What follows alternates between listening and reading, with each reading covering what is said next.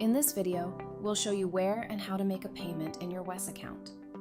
Once you log into your account, navigate to the Credential Evaluation Payment section on your account timeline.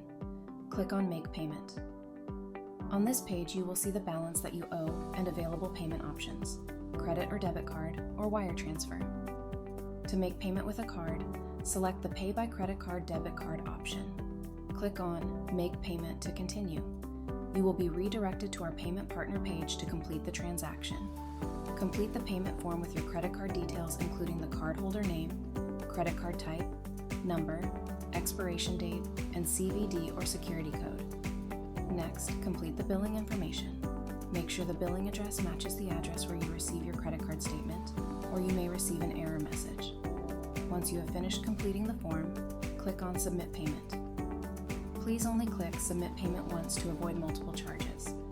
If you prefer to make a payment by wire transfer, select the Pay by Western Union option. Click on Make Payment to continue.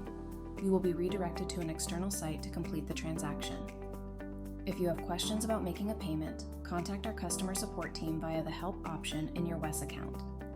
Thank you for partnering with WES for your credential evaluation.